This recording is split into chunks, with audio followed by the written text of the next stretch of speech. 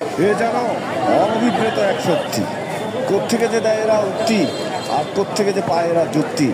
নিঃসঙ্গতার মাঝে তারা আজ একাকিত্বের মাঝে উত্তরায় বিজেপি দীর্ঘদিন যাবৎ কর্ম করে আসছে। হঠাৎ তাদের নৃশংসতা, বৈরিতা সবকিছু থেকে তারা রাজপথ ছেড়ে জেলা প্রশাসক ক্যাম্পাসে আসছে।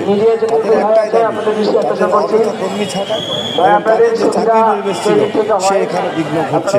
এজন্য তারা আজকে রাজপথ ছেড়ে জেলা প্রশাসক সম্মেলন কক্ষে নীলফামারী ক্যাম্পাসে অবস্থান করে তারা প্রশাসনকে জানাচ্ছে বারবার। বিস্তারিত শুনুন বক্তব্য।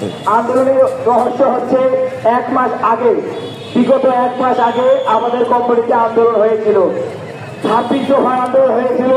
সেই 26 দফার আন্দোলনে কোম্পানির মালিক মিস্টার বেঞ্জামিন 26 দফা মেনে নিয়েছিল।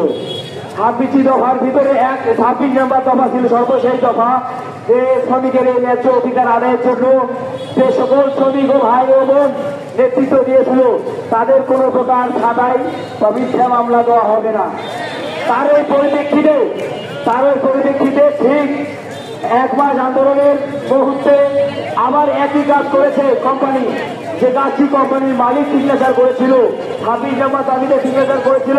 কোনো অবস্থাতে কর্মীদের ছাঁটাই করা হবে না অথবা মিথ্যা মামলা দেওয়া হবে না।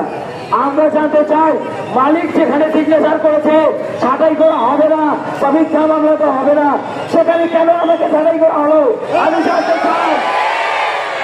এক কথা দাবি ছিল এই যে আরিফ এবং এই যে পিএলসি সিদ্দিককে বহিষ্কার করতে হবে। সেখানে মালিকের নির্দেশনা ছিল এইখানে আরিফ এবং পিএলসি সিদ্দিককে বহিষ্কার করা হবে। কেন তারা এখনো কাজ করতেছে? কেন তারা গোপনে লুকিয়ে কাজ করতেছে?